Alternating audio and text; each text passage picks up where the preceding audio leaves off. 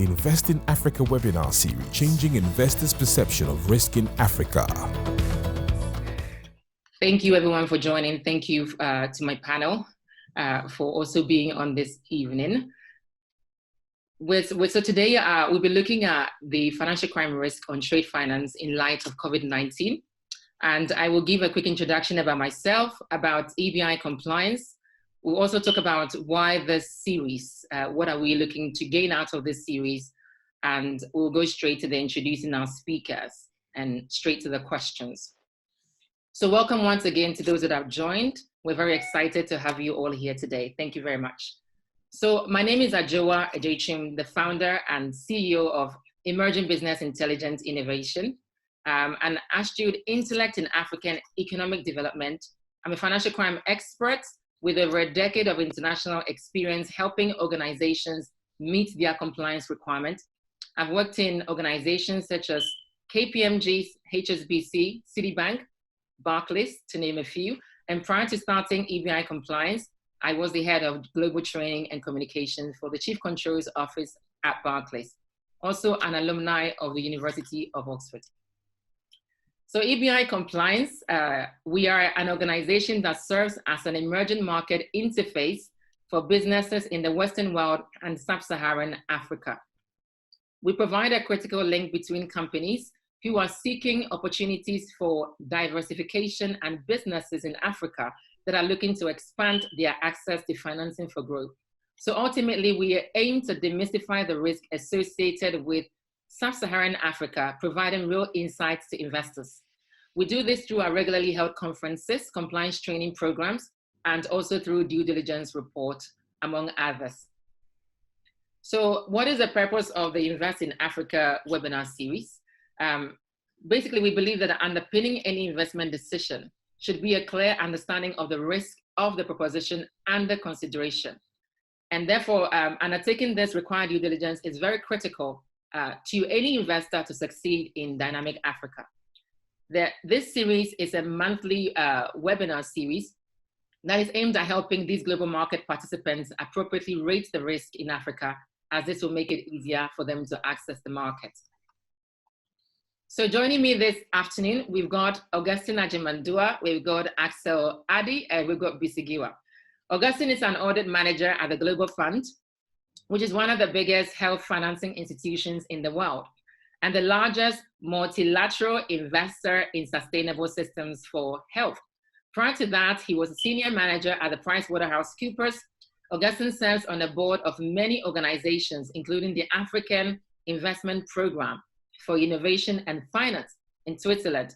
Augustine has managed multiple projects in over 30 countries in Africa and Asia, and also in Europe. He's a co-founder and the president of the African Professionals Network in Switzerland. Welcome once again, Augustine. Also joining us this afternoon, we've got Honorable Axel Marcel Addy. Axel is served as the Minister for Commerce and Industry in Liberia from 2013 to 2018. During his tenure as a Minister of Commerce, Axel redirected the ministry's core function to focus on investment diversification beyond extractive industries, to include investment in agriculture and tourism, empowering small and medium-sized enterprises to formalize and improve their access to market, finance, and capacity development opportunities.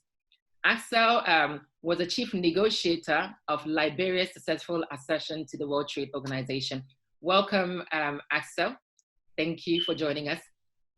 And also we have here with us, we've got Bisi, Giwa, who's a compliance professional with over a decade of experience working in the banking sector. Bisi is an ex-qualified practicing solicitor and is highly experienced in the field of financial crime management. And and also in regulatory compliance. Bisi specializes in financial crime, regulatory compliance matters across Africa and the Middle East with an in-depth cultural knowledge and insight. She's currently the General Manager of Compliance and also the Money Laundering Reporting Officer at the Ghana International Bank. Welcome, Bisi. Thank you for joining us. So like I mentioned earlier, we'll be exploring the financial crime risk on trade finance in light of COVID-19. Criminals are constantly using their cross-border trade to transform the financial proceeds of their illegal activities into seemingly legitimate revenues. And they do this through, they usually would channel these gains through business transactions and would usually add additional layers of legitimacy and opacity, making this detection very, very less likely. And if I look at stats, according to the Global Financial Integrity, trade-based money laundering and tax evasion alone contributed to 9 trillion loss for developing countries between 2008 and 2017. So this is a major issue, and we are here today to explore this topic and see how the global market participant can mitigate this risk in a way that it will be beneficial for the African economy and also their businesses. I would let my speakers give a little bit of a quick, say something very quickly in terms of what value they'll be bringing to this conversation before we go straight into the questions. So I'm going to start with you, Bisi, to give us a one line of the value you're bringing to the conversation this afternoon. Thank you very much, Bisi. Thank you very much, Adjoa, for inviting me. It's a real pleasure to be on here tonight. And thank you all for participating in the webinar tonight. The value that I believe I will add here is insights that I can share, particularly around financial crime risks prevalent in the trade finance industry, and also the mitigation for those risks, that practical mitigation, at least some insofar as the experiences that I've had in my career, so that people understand really how to tackle some of these risks and how to prevent those risks from flowing through to their businesses. Thank you very much for that. I'm going to go to you, Axel. Thank you.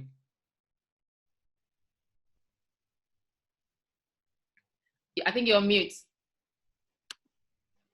Okay, there we go. So please go ahead. Well, Adjoa, let me say thanks to you and your team for organizing this. I think it's a wonderful opportunity to share experiences. In terms of what I bring to the table is the public sector experience as a trade minister. And today I will talk a little bit about the implications in terms of what's happening on the continent, how the government is likely to respond, and what vulnerabilities could lie in that response in terms of the impact on trade and the private sector. Excellent. Thank you very much, Axel. And I'm going to go straight to you, Augustine. Thank you. Yes, and thank you, Adjoa, for organizing this. And once again, thank you for having me on your program. And good evening to our audience. So like you said, I bring to the table both the private sector and the public sector experience. I have extensive experience in finance, governance, risk management, and auditing. And so this evening, I'll be sharing insights on risk associated with COVID-19 in Africa, and also how we'll be able to mitigate these risks. Thank you. Fantastic. Thank you so much. And we're going to go straight into the questions. And so, Augustine, I'm going to start with you. It'd be good to give us an overview of the FDI inflows to Africa pre and during the COVID-19. I don't know whether you can hear me. I can hear some background noise. Whether okay, yes, I can hear you. Perfect. Yeah, so, yes. Can you give us and our audience an overview of the FDI inflows into Africa before and during the COVID-19, and what do you envision this to be in the future? Thank you. Thank you. So before I go to the details of the FDI, I would like to first of all highlight that, as we know, Africa has been less hit by the COVID situation compared to other continents, but we also know that the impact is huge. As at yesterday, we had about 30,000 cases, which is about 1% of the global cases, which stands around 2.9 million. And Adjoa, if you permit me, I would like to take this opportunity to congratulate African leaders because they have really shown decisive leadership in the fight against the coronavirus. And also, I'm also very excited about the solutions that have been developed by other African countries to combat the virus, especially Senegal, that developed a test and also even develop a ventilator to fight the virus. And also Ghana developed a test kit. And I feel proud. I'm saying this because this is a program about Africa. And I'm saying this because I'm very excited that Africans are finding African solutions to Africans' problem. And I feel proud to be an African now. In terms of your question on FDI, and so between 2018 and 2019, Africa's FDI inflows increased by about 11%, which was about 46 billion. But in 2020, the United Nations Conference on Trade and Development had actually predicted that this will shrink by 15%. And Africa is not the only continent that is having this impact. In fact, the FDI flows around the world has also been hit. And so UNTAD actually also anticipated that in 2020, FDIs will increase marginally. But because of the COVID situation, FDIs could actually fall between 40% or between 30 to 40% in 2020 and 2021. So I'm sure our viewers will be wondering, why is this important? It's important because FDI has significant impact on the economic development or economic growth of every country or every continent. And for Africa, the World Bank actually projects that the economic growth of Sub-Saharan Africa will decline from 2.4% in 2009 to negative 2.1% to negative 5.1% in 2020. And it will interest you to know that the World Bank actually projects that this will be the first recession in the region in 25 years. And so the question is, how will this cost the continent? And it's going to cost us between 37 billion and 79 billion in terms of output losses. So this is very key and it's critical, and it's important that we really take into a deep dive to understand what we can do to mitigate the risk. Obviously, there are some industries that will be hard hit as compared to others. And now we're already seeing that the tourism and the aviation industries are being hit because of the travel cancellations and the bans. And we're also seeing the energy industry being suffering due to the fall in oil prices. But of course, in every situation where some people are smiling, some people are crying, others will also be smiling. We have seen the medical supply and also the food processing and retail industries doing very, very well in this period. And of course, the ICT industries are doing very, very well. So that's what I would say, Adjoa.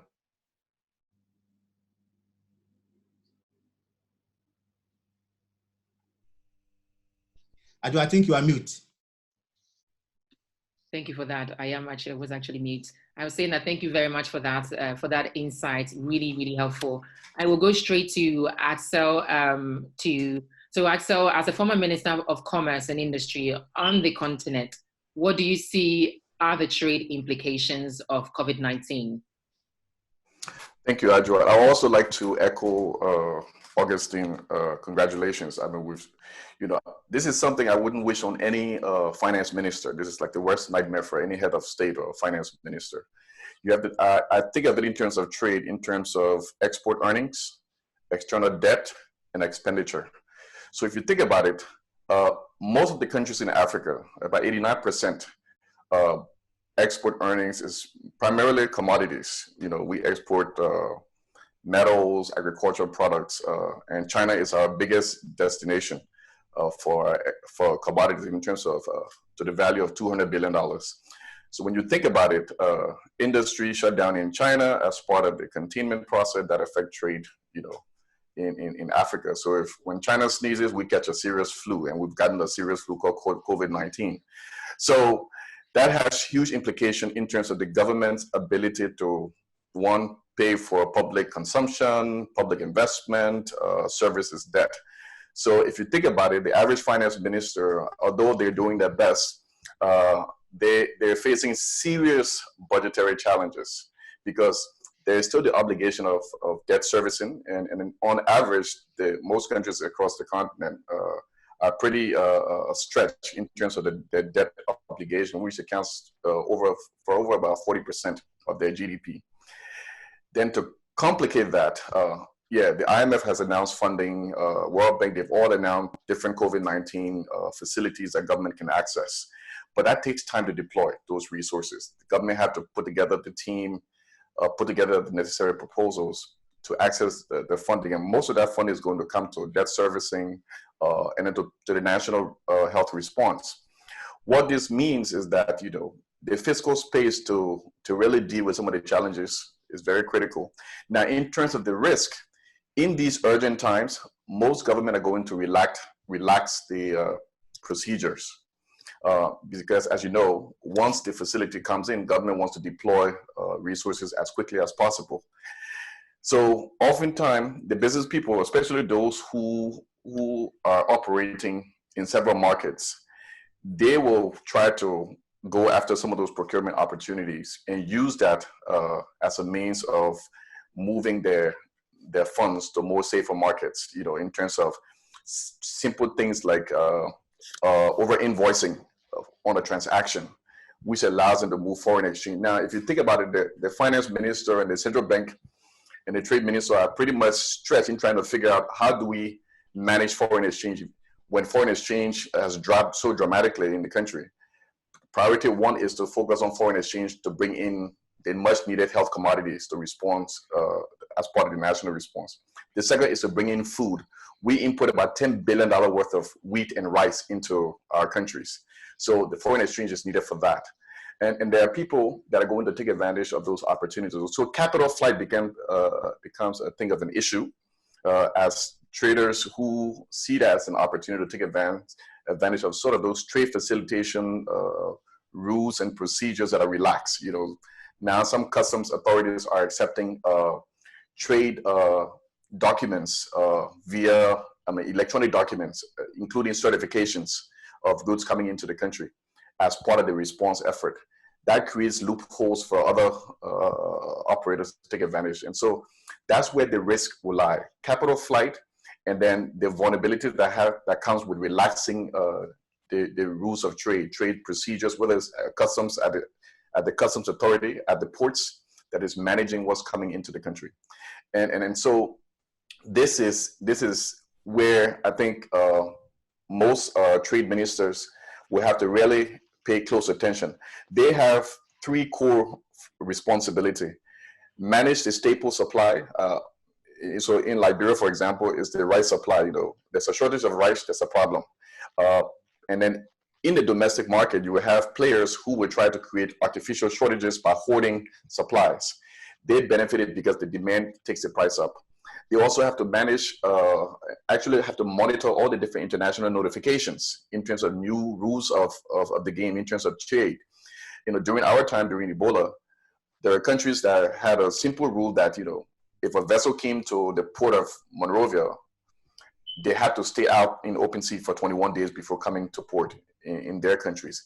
That has huge cost implications. The average demurrage for a vessel out on open sea is about $15,000 a day. So that has implications on price. So they have to monitor the notifications, which, the WTO has a vehicle where countries submit notification in terms of trade measures, non-tariff measures they put in place as part of the COVID-19 response. But the relaxation of some of these rules and procedures where I think the opportunity for people are going to take advantage of some of those relaxations of the rules and procedures.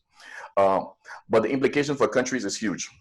Most countries really do not have the fiscal space to manage a proper national response.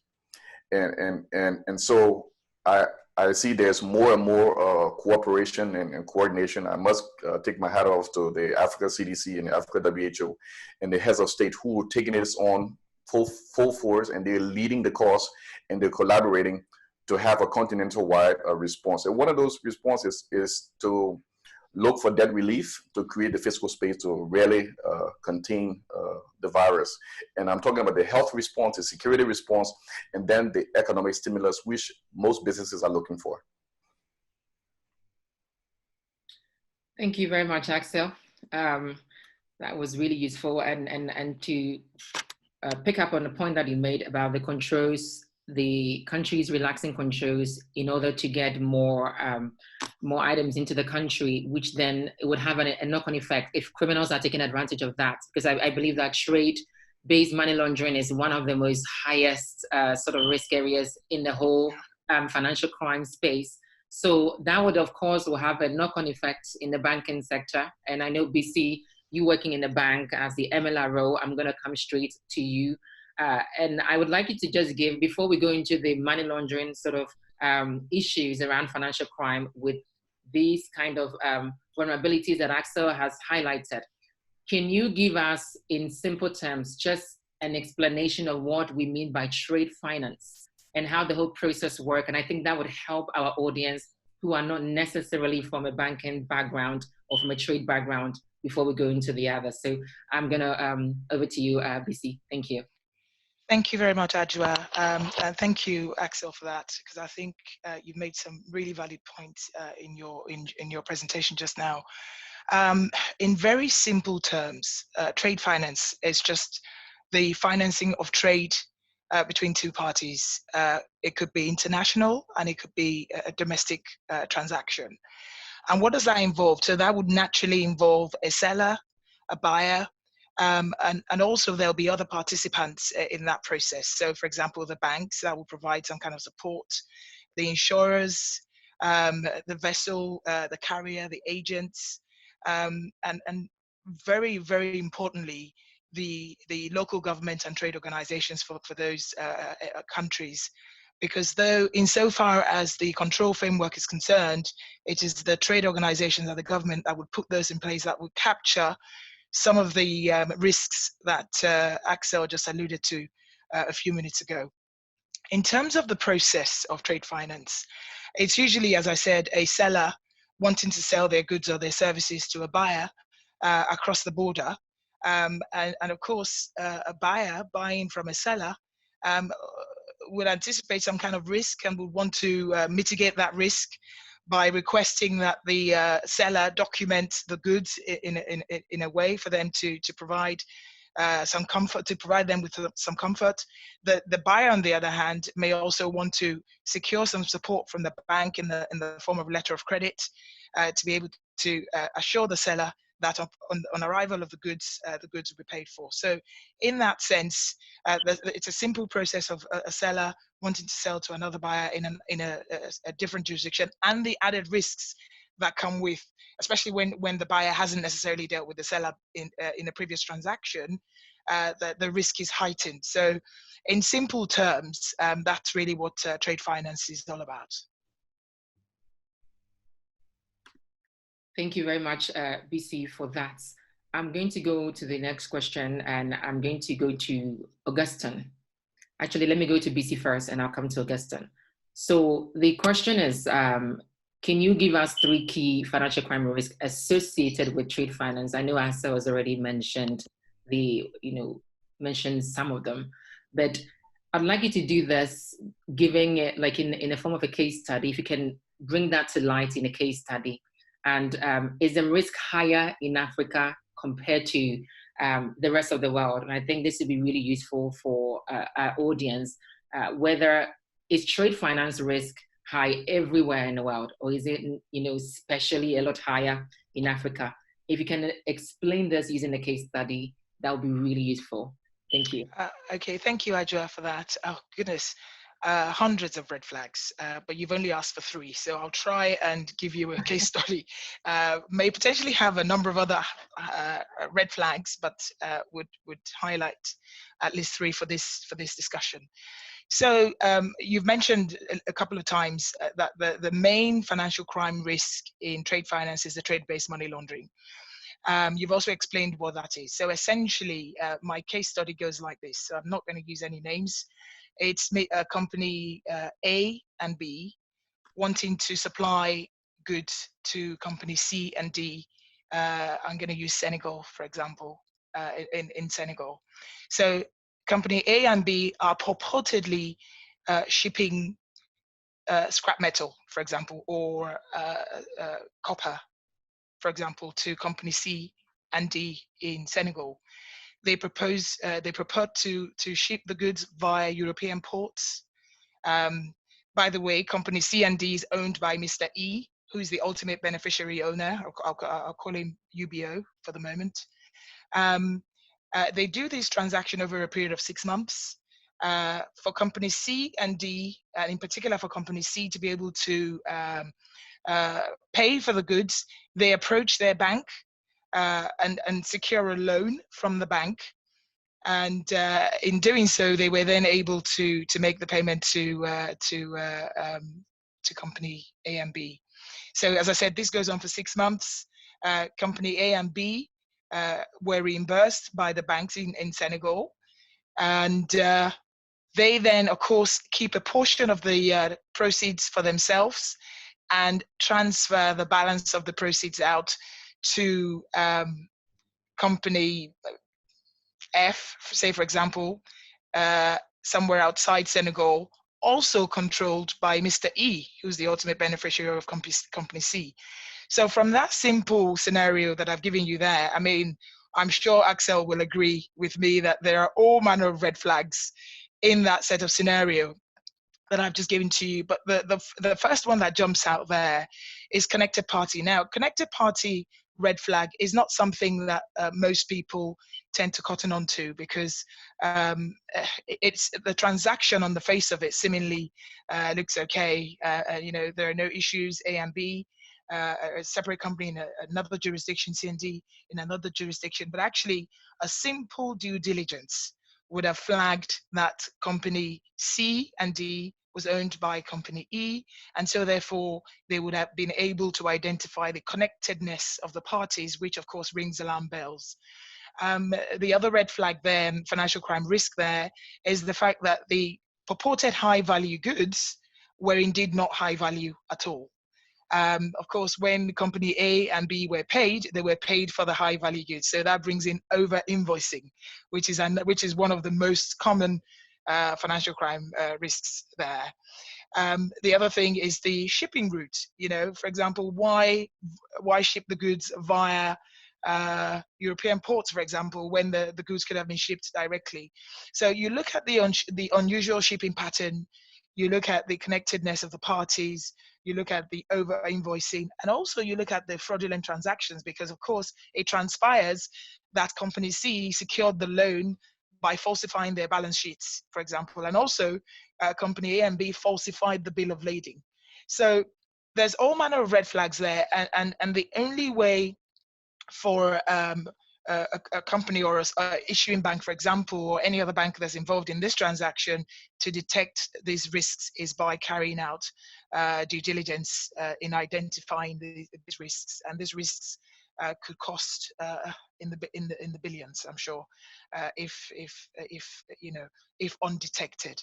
So to answer your question, 3, even 4 or 5 I've mentioned there, risks, which is very common. I see this very often, actually, which we pick up in our transactions as they come through, and we tend to go back asking questions. Sometimes it looks like there are risks or there are issues there, but further due diligence will identify that actually it's a question of asking the right questions and getting the right supporting documents to address those issues. But in terms of risks, those are very real risks that present itself in a trade finance transaction. Now, you asked me another question around, is this the same across the board, or is this higher? Is it a higher risk in Africa? I believe it's the same across the board because there are criminals all over the world, and trade finance is a very complex set of process that would allow a criminal to hide behind the complexity of the process of trade finance itself. So I wouldn't necessarily say that the risk is higher in Africa.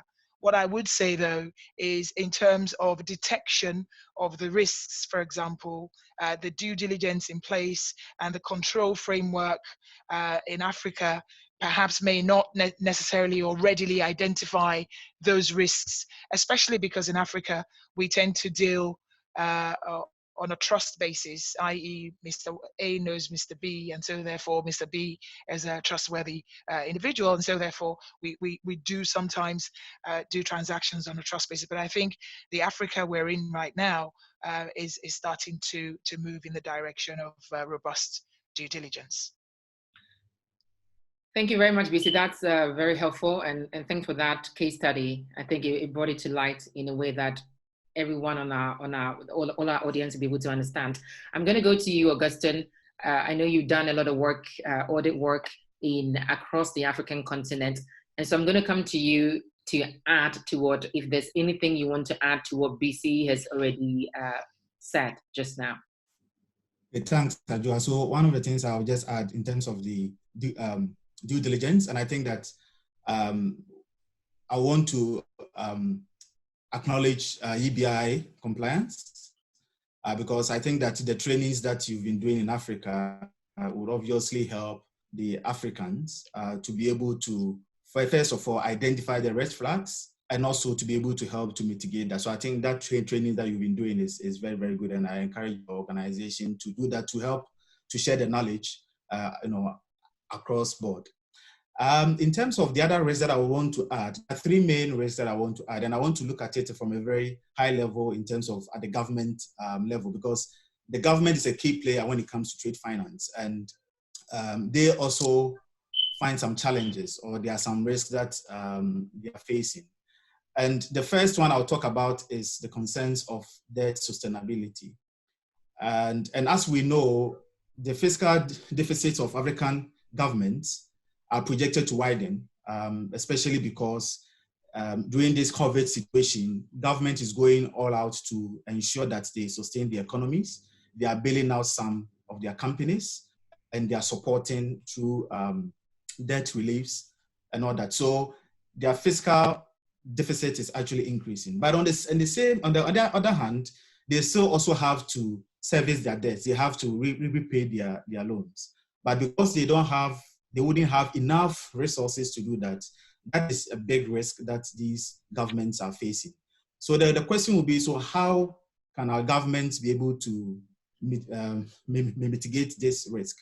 So one of the things that I think they could do is debt relief. And here, looking at temporary debt relief, and I think that it will be very necessary to preserve the economic stability of the continent. And debt moratorium would actually also inject some liquidity, and also enlarge the fiscal space of African governments. The other bits that I think that it will also help to actually relieve African governments of debt, or in terms of the pressures that come with it, is developed countries waiving interest payments on debt. I think that would be very, very helpful to be able to help African governments to have enough cash flow to be able to sustain their economies. And of course, the World Bank and the IMF have been doing very well. There was a package, about 14 billion package facility that the World Bank actually outlined for the next 15 months. And I've seen that other African countries have actually applied for that. Ghana got about 1 billion from the IMF, which is helping to sustain the Ghanaian economy. So that is one risk that I will talk about. The second bit that I would like to talk about is the risk of foreign capital outflow from the continent. And as we all know, and this was actually also projected by the United Nations Conference on Trade and Development, they projected that foreign firms will actually move a lot of their capital from the continent. Why are they doing that? Why would the foreign firms do that? They will do that because they also have financial obligations that they would have to meet. As we know, some of these firms are not getting the revenues and the incomes that they projected. And for them to be able to fulfill their immediate financial obligations, they may need to repatriate some of their capital back to their various countries. And that could be done in various forms. It can be done through over-invoicing. It could be done through a whole lot of other points that I'm sure Bisi knows more than I do. So those are some of the other bits that they could do. But the question is, how can we help to mitigate this risk? What I think we could do, or governments could do, is to support these companies, and where necessary, bail out these foreign firms and multinational companies by their respective governments. So for instance, I will use Switzerland because I'm in Switzerland, so I have a lot of information here. That the Swiss government actually set aside 14 billion to be able to help companies to be able to go through this situation. And so if we have a lot of these multinationals have access to such facility from their governments, then the risk of they repatriating money from the continent will be low. The other point also is that African governments could also support the local companies and the small scale businesses by providing stimulus packages to really help these local firms to do that. And that one, I know that a lot of African countries are doing that. Ghana is doing that. Nigeria is doing that. South Africa is doing that. And I think that we need to continue to do that to support these companies and the small scale businesses that we have on our continent. The third risk that I want to highlight, even though it may not be one of the risks that everybody will want to talk about, but I think it's very important, is the risk of fear and panic. Why am I saying that? I'm saying that because just some few days ago, I watched a news item on BBC where an investment banker from one of the reputable investment banks was actually advising people to protect their assets by buying treasury bills and bonds.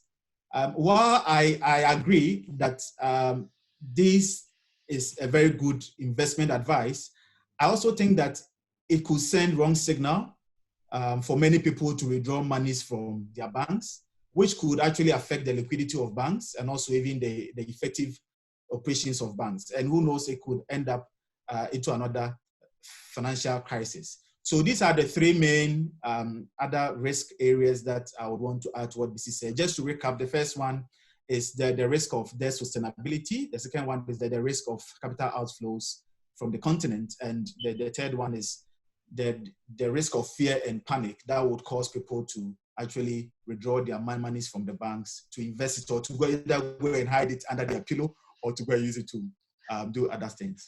Thank you. Thank you very much, Augustine. That is, very, very well said. I'm going to go to Bisi, and I know Axel has already answered this question from his perspective as a minister, but I would like to also get your thoughts on this. Do you see the changes in the risk? So that's from a financial crime angle. And then thank you, Augustine, for the summary you gave. So for Bisi, do you see these changes in risk? Do you see any changes in risk as a result of COVID-19 from a financial crime? So Axel has already mentioned that there will be slight more changes because of the regulatory being relaxed. What do you see in terms of from your angle? Okay, so from a COVID perspective, yes, trade finance is paper-based. So, of course, because of the COVID-19 at the moment, the courier services have slowed down significantly. But actually, before I answer your question, just to address the point that Axel made earlier about relaxing, some of the governance around trade transactions around this time, especially to take into account people's needs in Africa, because of course, the practicality on the ground is people still need to feed their families. I think perhaps a way that could be addressed, as that can be easily perceived as over-invoicing, for example, when in fact it may not be. I mean, there are so many other factors in my personal experience around over-invoicing where it seemingly looks like over-invoicing, but actually it isn't, because in Africa, the way we do things is slightly different. And unfortunately, it is that difference in the way we do things sometimes is perceived as a financial crime risk in itself. So where you have the foreign exchange factor to be considered, you have people's needs to be considered, you have all manner of internal local factors that will not necessarily play out in the Western world, but in Africa, they're very real. And actually, when those factors are added into, say, for example, the pricing of the goods, it doesn't necessarily equate to over-invoicing. I think perhaps we could, in Africa, showcase or enlighten the Western world around those factors. I think that might potentially help. So coming back to your question, though, around the changes in light of COVID-19, I think the biggest change is the paperwork, documentary side of trade finance. Trade finance is very heavily paper orientated, and so therefore, because the courier services at the moment have slowed down their activities, trade banks, at least certainly for my organization, we're now looking at verifying documents electronically. And so therefore, there are now innovative ways of using DocuSign, for example, and finding other ways of virtually inking the documents to satisfy ourselves. I suppose the question here is, does that present a different dynamic to that transaction? Yes, of course, because you look at cyber crime from that angle. You also look at fraud in that perspective as well. So those are risks that would definitely be presented in moving from paper-based to virtual. But I think, in my view, I think those risks can be mitigated. I believe so. It hasn't been tried and tested, but I believe that those risks can certainly be mitigated. I think, in my personal view, virtual in the world we live in now will certainly be perhaps an alternative option to paper-based. Thank you very much, Bisi. We're getting questions coming through. So before we pick the questions, I'm going to go to our very last question to the panel, and I'm going to be getting every one of you to speak. And then we will start taking the questions. So the first one is, what can investors do to minimize the risk and take advantage of the opportunities? The first person I'm going to go to is Axel, and I want you to look at what measures are likely to drive national policy response that is likely to impact domestic and foreign investors. So that's kind of the angle that I'd like you to answer from. What investors can do to minimize the risk and take advantage of the opportunities. Well, I think I would like to respond in terms of current investor and future investors. So companies already operating in the market space will have to do a couple of things. Given what I mentioned earlier, given the fiscal space flexibility of the government is going to be, one, working with the central bank in terms of managing foreign exchange. So for companies, foreign companies operating in Africa that have to sort of repatriate profits on a quarterly or semi-annual basis, they will have to work with their line ministries and agencies very closely to see what possibility exists, because the first priority of the government is, one, to make sure that goods that is needed for the national health response are paid for. Two, critical commodities, the staple food for the country, for example, are also financed. And then three, for those countries that are not oil producing countries that are importing, that importers of oil, they have to pay for petroleum. Like Liberia, we spend a lot of money on importing petroleum to the market. So what we did during Ebola is to have a committee that worked with the central bank, Ministry of Finance, Trade, National Investment Commission, to set up a special window to make sure that those critical sectors were given priority in terms of foreign exchange access. So if you're in the private sector operating in that space where this is a major issue, and this is likely the major issue for many, many countries across the continent, you have to work through your representation organization. Government work best with the organizations that represent you. So, if you belong in the mining sector, there's a chamber of mines or chamber of commerce.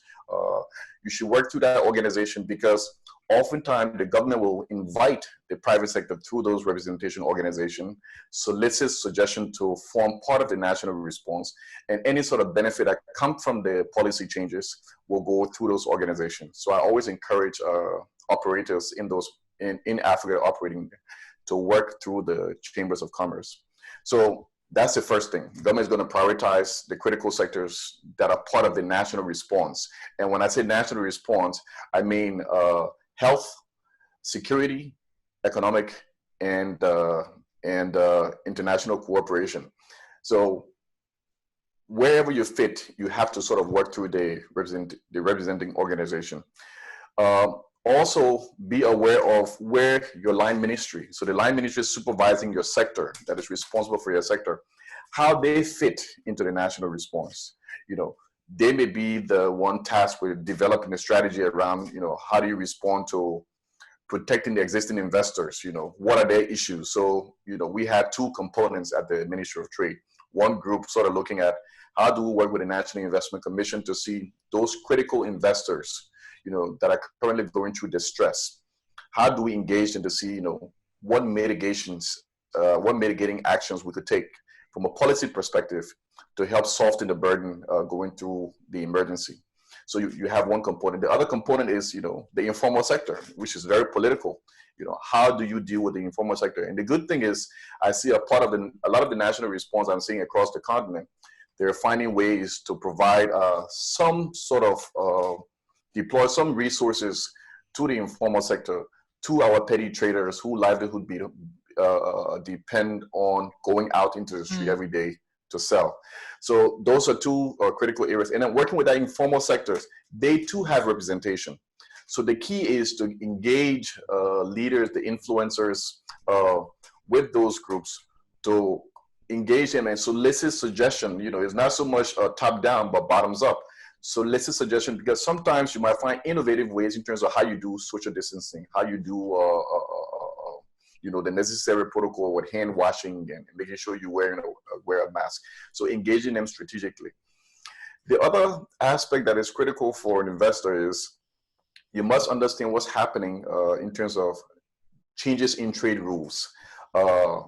By law, all members of the WTO are required to notify the WTO of any sort of non-tariff measures put in place to protect, trade activities, trade transactions. It's good to be aware, and the line ministry that takes care of that is the Ministry of Trade. So that ministry typically would be where you would get information, because that may affect your ability to export to certain markets, and it also would affect your ability to import into certain markets. So that's also critical that if you're an existing operator, that you're aware of some of those rules. And then the third thing is to see where you fit in a stimulus package. As the government is putting together a national response, and likely it will put together a post-COVID-19 economic recovery plan, you have to work with the representation organization to see where you fit in some sort of stimulus. And the stimulus doesn't necessarily mean government is going to give you resources, to help you weather the storm. It may come in the form of deferment of tax payments, deferment of royalty payments, and other waivers, waivers on things you need to import. So you have to be engaged with the association and make sure that the association, the chambers of commerce, or whichever membership organization that is driving your cause is at the table when the national response is being developed, revised, as the reality on the ground changes. For those looking to invest in countries, I would advise a number of things. First, I think if you're looking to invest in, what is your current capacity? And your current capacity in the market you operate in, are you a startup or are you an existing operator? So if you're an existing operator looking to expand into the market, well, there are a couple of opportunities for Africa. What we've learned from COVID-19 is that, having a single source as a major part of the global value chain puts most companies at risk. So we're likely to see post-COVID-19 companies looking for diversifying that risk, looking for other markets to supply inputs for their products. So China is the manufacturer of the world, but China caught a very bad cold, and we're all bearing the consequences of that. It's forced big companies, multinational companies now to say, wait, we need to diversify that risk. Africa has a unique opportunity in this area. But in order to achieve that, we have to catch up. And we have to catch up in terms of trade facilitation infrastructure, roads, ports, energy, putting in place the necessary system to move commodities in and out of the country, the trade governance across the continent. So the Africa Continental Free Trade Area does a lot of that by creating what we said to the world. We now have a single market, right? The largest market, single custom union. We're moving towards a market that says we're ready for business, but ready for business come with certain responsibility. So if we want to compete, ideally, the apples of the world are not going to run to Africa if we haven't made the investment that is needed to make sure we can compete. So they will look to India, perhaps, where human capacity is there to meet the labor demand for key sectors. So we have to leapfrog, and the good thing is we have technology now. Technology and innovation, Africa is an innovation paradise for people looking for, I mean, the challenges are so many that you can't help but derive innovation to leapfrog many of those sectors to a global competitive level. So the opportunities are there. We have to reposition. Many countries, as you know, are investing heavily now in infrastructure to help fill the gap. And then that is supposed to influence the movement that goes across the continent. So I think this is critical. So if you're looking into investing in the continent, identify the sector you want to invest in. Do the research on the sector. Do not assume that there aren't other players on the ground. See whether you're investing in a strategic sector or a non-strategic sector. A strategic sector has political implications. So you're investing in mining or major agriculture.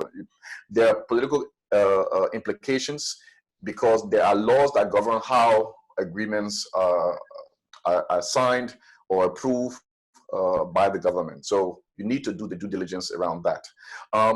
Also do the basic market due diligence, the competition, any potential new entrants, suppliers, the customers, the regulatory environment, the business and political climate. Those are the basic market research you need to do to enter that sector. And then, never assume that, you need to come in, sort of a greenfield project, right? You may find it easier to enter the market looking at partnership opportunities, whether it's joint venture opportunities or perhaps merger and acquisition opportunities. Many companies after COVID-19 will be in distress. So, if you're looking as an investor, whether you're bringing in capital and know-how from abroad, you might have the opportunity to cherry pick which big companies that have the first mover advantage in certain markets that you can acquire, okay, to give you access to now an Africa-wide market. And so that's my advice. That's the advice I would give to current and future investors if you looking at the African market. Thank you very much, Axel. That's very in-depth, and thank you for that. I will go straight to Augustine to talk about culture. And so the question again is, what can investors do to minimize the risk and take advantage of the opportunities in Africa? And I'd like you to give your perspective from culture angle. Thank you. Thanks, Adjoa. And so like you said, I think culture is very, very important if you want to invest or if you want to do big business everywhere. And like Peter Drucker said, culture is strategy for breakfast. And in the banking world, they will tell you that know your client, KYC, which is very, very important. But I would say that if you want to do business in Africa, knowing your client is not enough. You need to know the culture of your client. You need to understand the culture of the African, and most importantly, the way of life of the African to be successful in Africa. So I think that culture is very, very important. And as you know, the Africans take their culture very seriously. And if you do your strategy and you don't consider culture in it, then you are doomed to fail in Africa. Thank you. Thank you very much. I like that. And yeah, we do things very differently in Africa. So yeah, you're absolutely spot on. You have to know the people and fit in. I will go straight to Bisi, and again, the same question: what can investors do to minimize the risk and take advantage of opportunities? I know you're from financial crime background, so we speak the same language, and I'd like you to give us your perspective from due diligence. So, doing due diligence in Africa is not as simple as doing due diligence on maybe in a European country. We have our slight challenges, and so I think, can you simplify it in a way that if somebody wants to do a due diligence on a company and let's say they don't have money to pay for well check and all these sophisticated screening tools, how can they still do this due diligence in a way that will be still beneficial and useful without paying expensive fees for all these tools? from that angle. Thank you very much, Bisi. Thank you, Adjoa. I completely agree with Augustine there. Culture is really key, and understanding the culture really is important. But from a financial crime perspective, a very robust due diligence is really key. From these scenario that I created earlier, a simple due diligence search would have identified the red flags in there. So I think to start with, perhaps a simple policy within the organization of red flag indicators, so that when they do their own due diligence, they're able to identify where things don't necessarily connect or where there's a question in their minds. But where organizations, maybe the simple sole trader on the streets wants to engage with a seller or a supplier in, say, China, for example, or anywhere else in the world, a simple Google search, in my personal view and experience, would go some way. As I've always said before, in my personal view, the Google is like the Holy Spirit. You type, some keywords in it, and off you go. And actually, in the compliance world, Google is a secondary tool. So, for example, your primary tool will be your Acuity or your World Check or your sophisticated tool.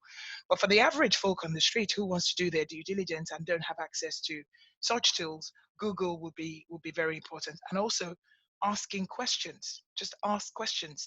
So if you have a simple, basic red flag indicators, which you can, again, Google, anybody can Google that. You can ask questions to your supplier. You can ask for references, for example.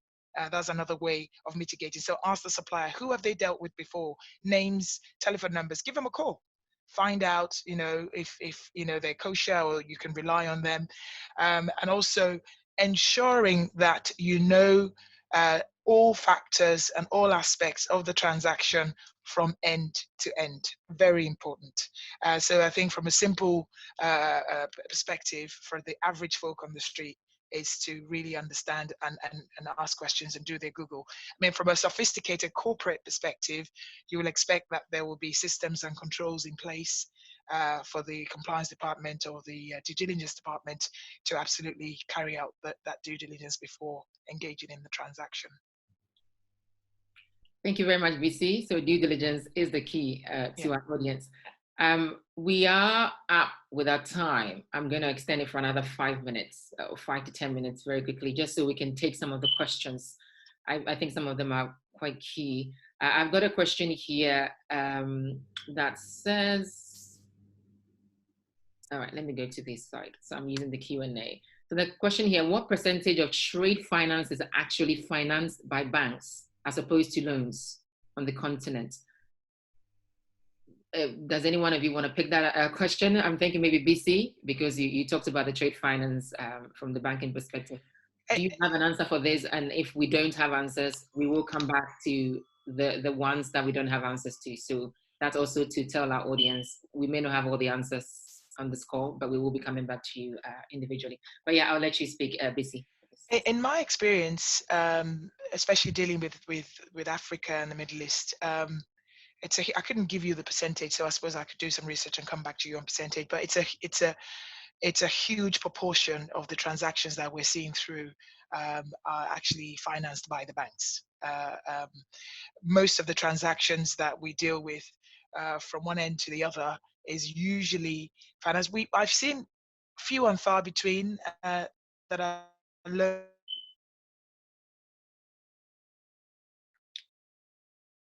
Axel or Augustine may have a different experience in that perspective, but from my perspective, is usually the banks that usually via letters of credit that these transactions are carried out. And I guess it's actually safer using the banks as well, because then you're protected. It is. It provides a level of comfort. Yes. Absolutely. Absolutely. Yes. Yeah. Thank you for that, Bisi. There's another question. So overbilling is getting more sophisticated. Is this avoidable? Is overbilling avoidable? Is getting more sophisticated? Can we avoid it? Is it something that can be stopped? Do you know what? I think it's really, let me tell you why. I think it can be minimized, but the difficulty with over invoicing is where genius criminals come up with bespoke equipment, for example, how do you price that in the market? So when you go to do your pricing checks, if something's bespoke, unique for that particular buyer, it becomes far more difficult for you to identify whether there is over invoicing there. So then you have to turn to look at other factors to determine whether there are other indicators there suggesting over invoicing.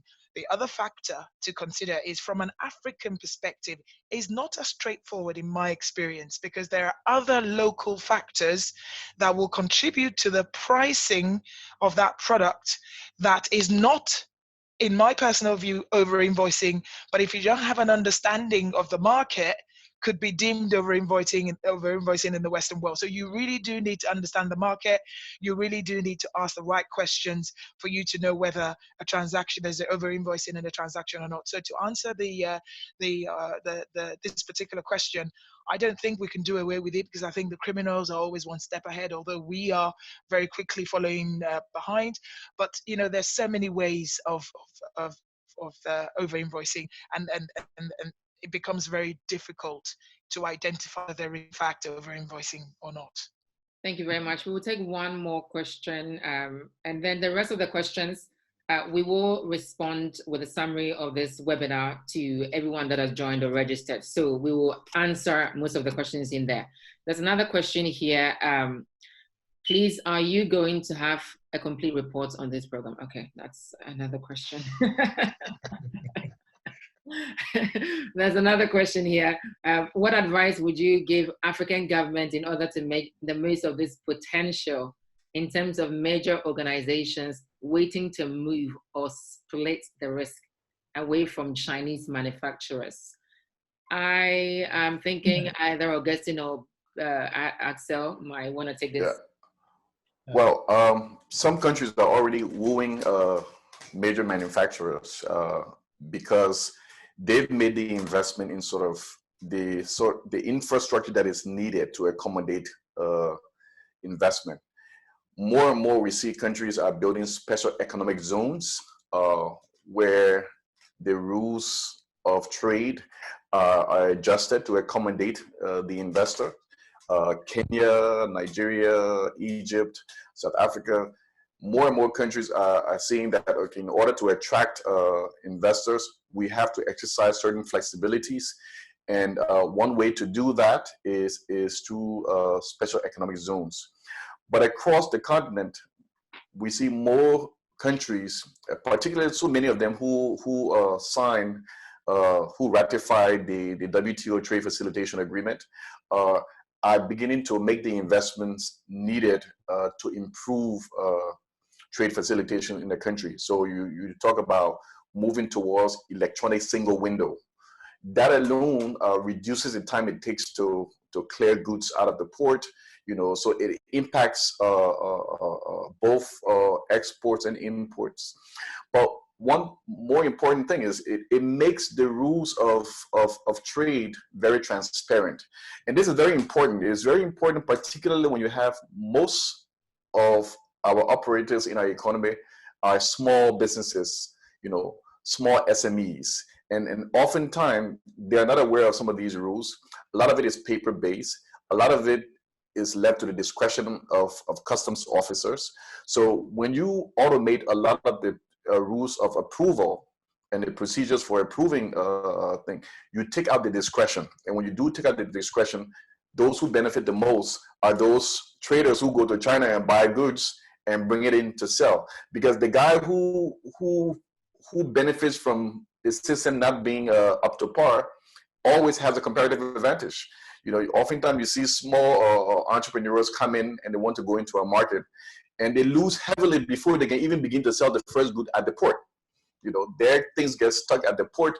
They're not able to move their containers out of the port because they don't fully understand the complexity of rules and processing that is required to move a container out. Where there are guys who've been doing it for a long time, traders who've been doing that for a long time, who benefit from it being the way it is. So I think more countries are moving towards that. They're investing heavily in training the customs authority, investing in automation.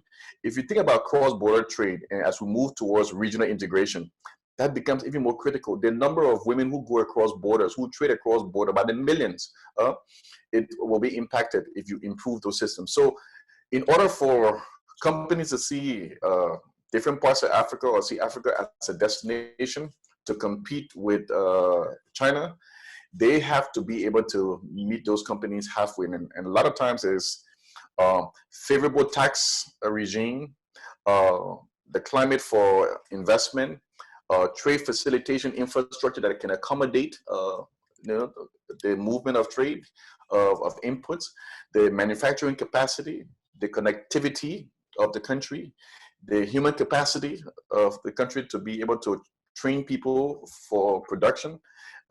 So if you look at good models, I would say Kenya, Rwanda, South Africa, Nigeria, they're more, Cote d'Ivoire, Ghana. These are countries that are making some huge investments in improving trade facilitation infrastructure and improving human capacity around trade. In doing so, that's going to attract more foreign direct investment to the continent. So I think that's the best approach.